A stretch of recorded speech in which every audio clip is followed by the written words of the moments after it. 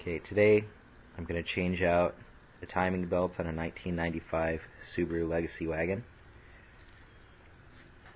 Not a real mechanic, so I have my Haynes manual and my Chilton manual. I like the Haynes manual a little bit better. I got my belt here that I bought for $90 from the Subaru dealership. I could have got a cheap one from the parts store for probably half that, but this way I know I'm getting a quality belt that's not going to break on me. And I also had to buy a couple of covers for the timing belt because somebody broke the old covers. Those were about $30-some a piece, but well, that'll be good to get those fixed. I'm gonna unhook the negative battery terminal here just to make sure it doesn't start while I'm working on it. Okay, I've got the belts off now, so got a cover on the outside there, on the other side there. And it looks like I'm going to have to take this pulley off the end of the crankshaft to get this middle cover off. Okay, I've got the outer covers off here. You can see the timing belt there and the timing belt there. These outer covers are really easy to take off, and they're good to check your timing belt. As you can see here, hopefully in the video, it's all cracked up here, so I think this belt is more than overdue to be changed. I've decided to take these radiator fans out. It took a few minutes, but I think it's going to save a lot of room, or it's going to make it a lot easier to work. Look at that, how much room we got without it there.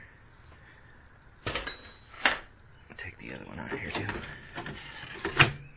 Tons more room. Look at that. That's going to make it easy. To get this bolt off the crank pulley, I used a 22mm socket and my big 1/2-inch wrench with a cheater pipe on it.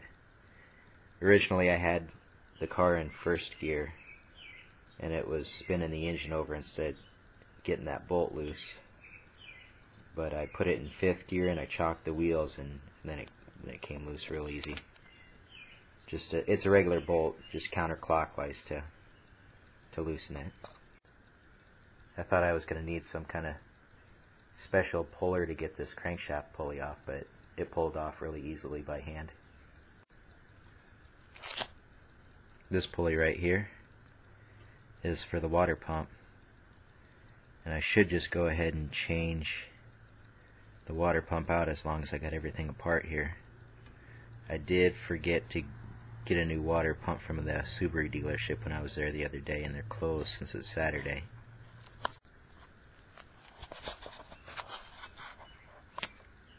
So right here is a hydraulic tensioner for the belts.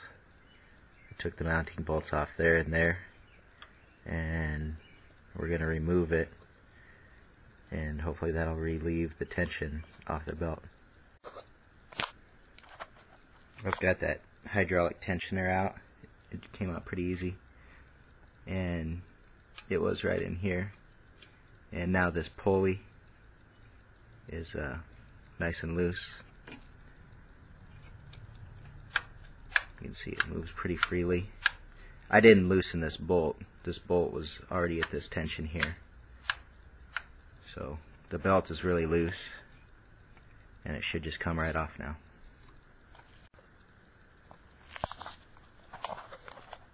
Now that tightener is gone up here, we're going to remove this idler pulley here so we can get the belt the rest of the way off. Now that idler's out, we can take the belt out the rest of the way. This cover's broken here from the person who did the timing belt the last time. So I'm going to have to take off this cam gear here and change out this cover. Hopefully this tool works. Here's the new water pump.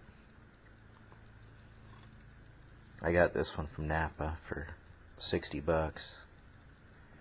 I would have rather just gotten one from the Subaru dealership, but I forgot to do that the other day. But I think Napa parts are a little bit better than the other auto parts stores. Now that the water pump is out, I cleaned up this whole area in here, made sure it was really dry and really clean, because when I put that new water pump on, I don't want it to leak at all, because I don't want to have to do all this all over again.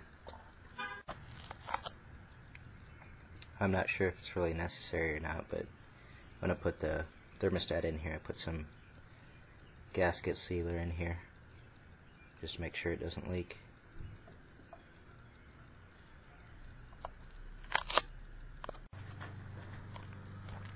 So before putting that gasket on the water pump, we put a layer of gasket sealer on either side of it so it doesn't leak. Now we're going to very carefully put it on. So both of these, the cover over here is replaced, the cover on this side is replaced that were broken. The water pump is in now. Made very careful to tighten them evenly so they don't leak. Now we're lining up the timing marks. There's a mark right here, and that should line up with this crack here. You want to look at that before you take it apart, and possibly mark it with a marker or your own white paint marker. On the crankshaft here, we've got a mark here. It lines up here. There's better pictures in the Haynes manual.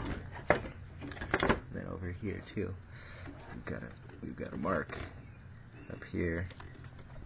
And that's gonna match up with the mark on the plastic cover also. As you can see, it's not lined up yet, but it will be. So the belt is back in now, and one thing that I was really worried about was just getting that one cog off or something, or getting the timing wrong.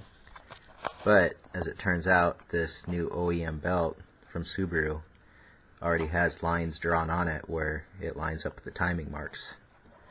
So here's your cam pulley. It's got the mark there that lines up with the paint that came from the factory. And then it also lines up with that mark there. And here's our cam pulley. It's got this mark here. And if you can see in the back there, there's that line. And then it also matches up with the line right there. Before you take it off, you'll want to line all that up. And then over on this other cam pulley here, you can see the mark on the cam here. There was a mark there, but I put permanent marker on it so you can see it better. And then the belt already has the paint on it from the factory, and then the mark up there. This is our hydraulic belt tightener, and you're supposed to put it in a vise, but I don't have a vise, so I put it in this wood clamp here. And then there's a hole right there. You're supposed to put some kind of pin in there. All I've got is a drill bit, so I'm going to put a little drill bit in there to hold it.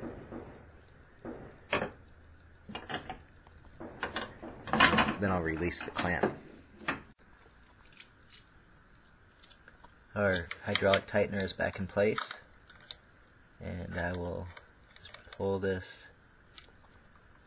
drill bit out. There we go. Fortunately, I didn't break it. And that's pretty much it. Everything looks like it's aligned good, and got some good tension on here, I guess. Now we just put it back together. So we got pretty much everything back together. Now just gotta put on some belts and put the radiator back in. This cover right here comes on and off real easy. even when the car is completely assembled, for checking that timing belt. And here it is, all back together and running.